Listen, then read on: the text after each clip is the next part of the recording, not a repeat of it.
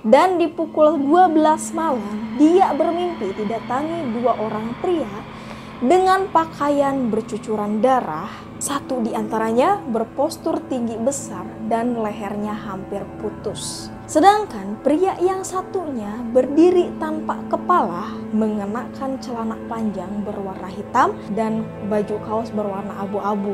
Tolong antar kami pulang.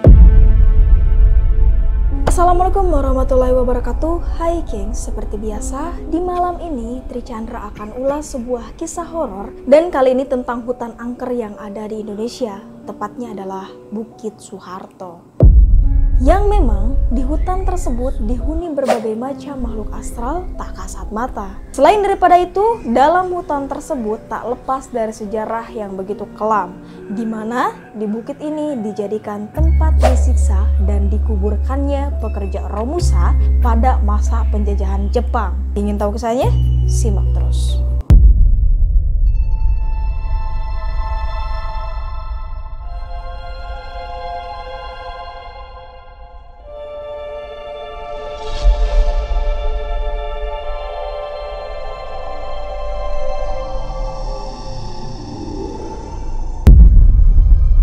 Bukit Soeharto adalah sebuah taman hutan raya yang berada di Kabupaten Kutai Kartanegara dan Kabupaten Penajam Pasar Utara, Provinsi Kalimantan Timur. Kawasan Bukit Soeharto terletak antara kota Balikpapan dan Samarinda yang pada akhir tahun 2019 sudah tersambung oleh jalan tol.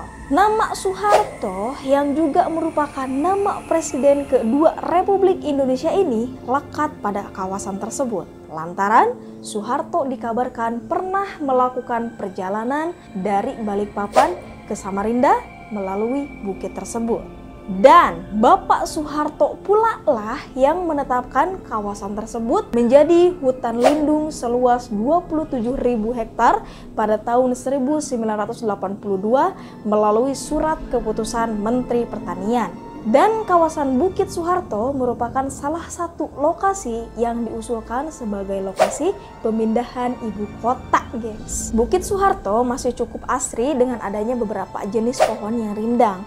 Namun, di balik keindahan dan keasrian tersebut, tersebar mitos angker dari bukit itu, di mana orang-orang sering kali melihat hantu pekerja Romusa yang gentayangan. Bukit Soeharto dulunya memang menjadi tempat para pekerja paksa Jepang. Saat mereka meninggal, mereka dibiarkan begitu saja tanpa dikubur secara layak.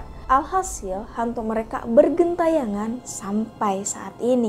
Dalam beberapa kasus, hantu-hantu itu membuat korbannya hilang saat melintasi kawasan ini. Jika hilang, mereka biasanya sulit ditemukan.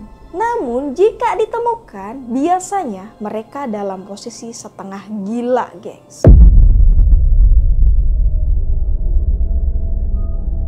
Saking angkernya ya, sampai gak ada yang berani lewat sana sendirian ya kan. Dan kalau gak mau, nasibnya serupa dengan si A ini. Dia punya pengalaman horor saat melintasi Bukit Soeharto ini, gengs. Dia menceritakan tentang pengalamannya saat bertugas ke Samarinda, Kalimantan Timur. Ceritanya memang sudah lama, yaitu pada tahun 2013 silam. Tapi dia bilang memang pengalaman ini gak bisa dia lupakan, katanya gitu. Dan aku dapat cerita ini dari pengguna akun Twitter bernama @hantu_33 yang mana namanya kita samarkan menjadi Elok saja ya. Karena tidak mendapat jadwal penerbangan yang diinginkan dari Jakarta ke Samarinda, akhirnya Elok memutuskan untuk berangkat menggunakan pesawat ke Balikpapan dan melanjutkan perjalanannya melalui jalur darat. Diperkirakan kalau ambil jalur darat itu memakan waktu sekitar 3 jaman lah dari Balikpapan dan melewati Bukit Soeharto tentunya. Yang memang Elo ini suka jalan-jalan, jadi agak excited gitu kalau pas lewat Bukit Soeharto karena punya pemandangan yang menuduhkan juga kan. Namun anehnya saat melintasi kawasan Bukit Soeharto, Elo merasakan suasana yang gak biasa gitu. Perasaannya kalut, seakan tempat ini menyimpan banyak kisah seram dan cerita di masa lalu. Karena memang Elo ini dikenal paling sensitif, jadi dia lebih peka sama yang begituan gitu. Tapi dia tuh kayak menampik kalau dirinya saat itu tengah diikuti makhluk astral.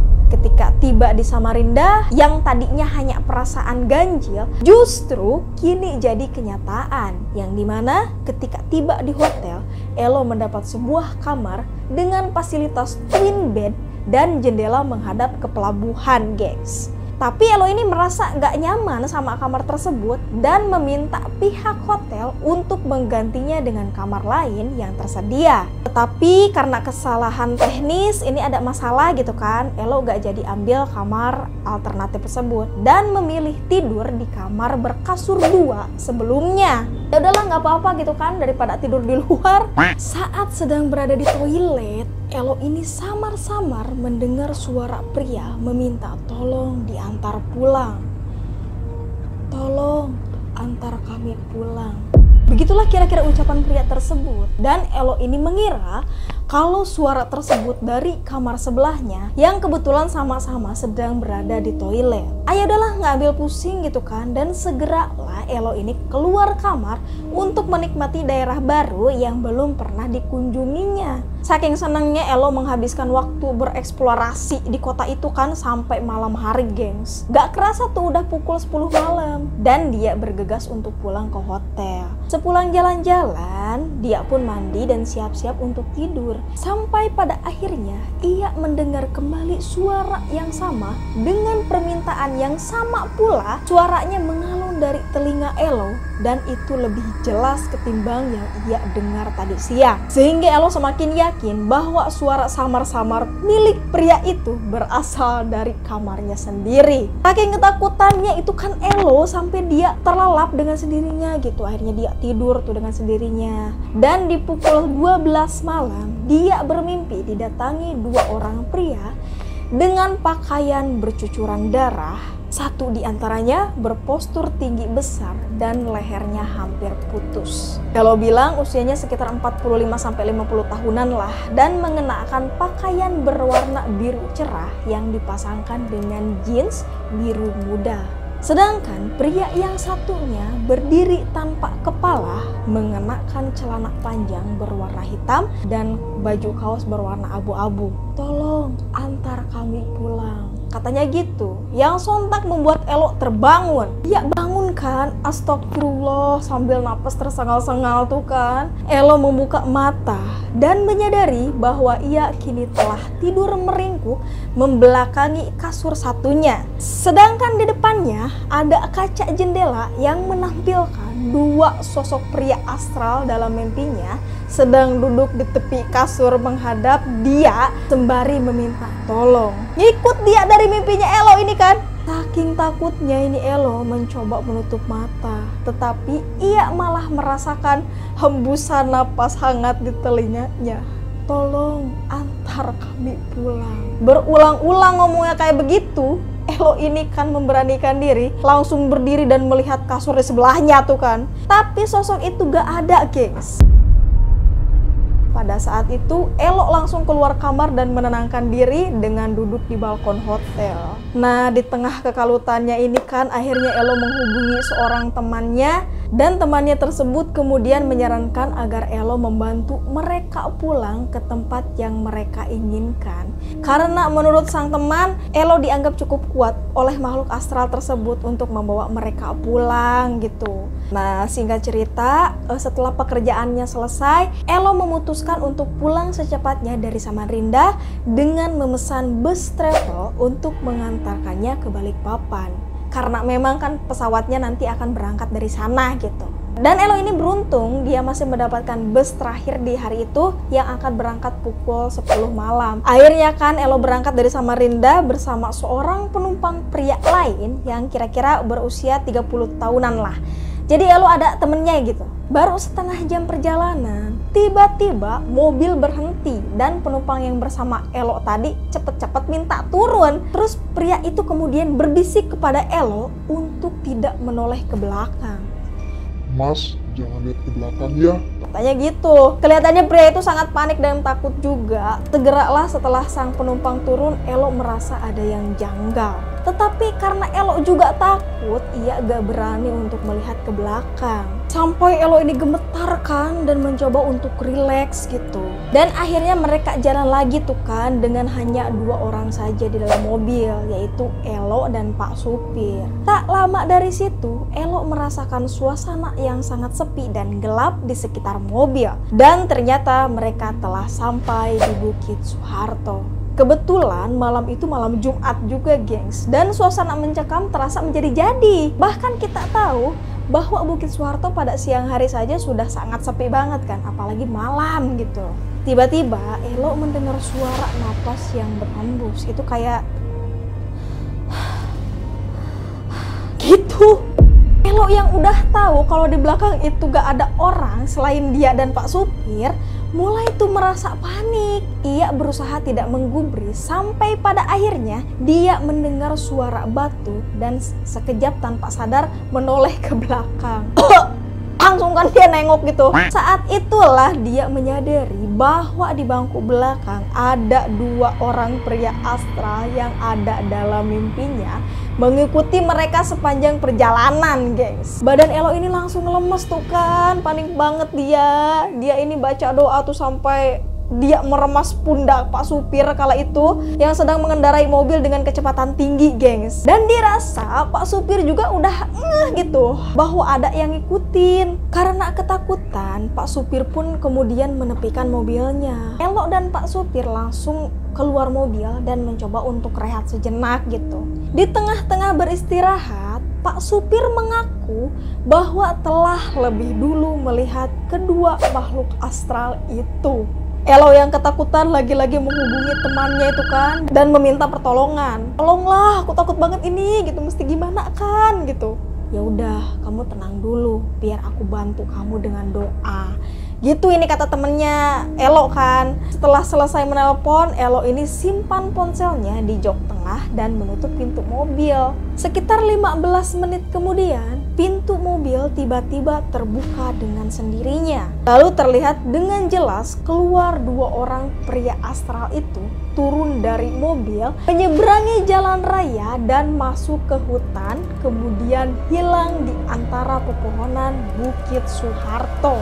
Ini kelihatan banget loh sama Elo dan Pak Supir keluar terus pergi gitu, ngeri bener ya. Dan setelah merasa tenang, lalu Elo dan Pak Supir melanjutkan perjalanannya hingga ke Balikpapan. Supir yang mengendarai travel Elo ternyata sudah 20 tahun melayani perjalanan Samarinda Balikpapan, sehingga ia mengetahui setiap kejadian yang terjadi di sekitarnya. Dan menurut cerita sang supir, pada tahun 2012 lalu memang ada sebuah pembunuhan yang terjadi di Bukit Soeharto. Karena memang Bukit Soeharto ini rawan begal dan kejahatan gitu ya. Menurut ceritanya, dulu ada mobil yang dirampok, kemudian supir dan penumpangnya dibunuh. Salah satu diantaranya dipenggal hingga putus. Dan sebelum meninggal, korban itu tinggal di hotel yang juga ditempati oleh Elo di Samarinda. Dan memang belum sempat check out itu mereka karena telah meninggal terlebih dahulu gitu. Lantas, mengapa arwahnya ada di hotel dan bukan di Bukit Soeharto? Gak ada yang tahu pasti sih, gengs. Tapi menurut penerawangan Elo sendiri, mungkin mereka masih ada urusan di Samarinda. Dan setelah selesai, mereka kembali ke tempat di mana mereka dibunuh gitu, gengs. Selain kisah tentang 2 orang pria astral yang dipenggal kepalanya tersebut, Elo juga bercerita bahwa dia pernah kembali ke Bukit Soeharto di waktu berikutnya gitu, untuk mencari tahu kisah lain yang ada di sana. Dan dulunya pernah ada banyak pekerja Romusa yang meninggal di sana di waktu zaman penjajahan Jepang. Jadi banyak arwah penasaran gentayangan gitu. Dan banyak dikubur di Bukit Soeharto karena penguburannya dilakukan secara tidak layak dan tanpa tanda. Elo mengungkapkan bahwa kita bisa saja secara tidak sengaja menginjak kuburan mereka gitu. Secara sekilas tidak bisa melihat tanda-tanda yang berarti kecuali memang kita memperhatikan secara khusus gitu, kata Elo. Waduh, ini kata aku ngeri banget ya. Meskipun aku belum pernah ke sana, tapi di cerita ini sudah dapat sensasinya gitu. Karena memang juga aku percaya sama sejarahnya yang dimana banyak korban saat masa penjajahan dulu kan. Tapi walau bagaimanapun kita harus tetap menjaga keasrian dan habitat di dalam hutan raya tersebut ya, gengs. Karena kabarnya di sana terdapat pusat reintroduksi dan rehabilitasi orangutan Wanariset Samboja dan hutan pendidikan Universitas Mula Warman. Jadi ini penting banget untuk anak cucu kita kelak ya. Oke, itu tadi cerita horor dari pengalaman seseorang yang melintasi Bukit Soeharto. Kurang lebihnya minta maaf kalau semisal informasinya kurang lengkap atau ada kesalahan ya, gengs. Sekian dulu di videoku. Buat kalian yang suka, tolong like, share juga ke sosial media kalian, dan jangan lupa untuk di subscribe, tekan tombol loncengnya supaya kalian bisa berlangganan di videoku. See you in the next video. Bye.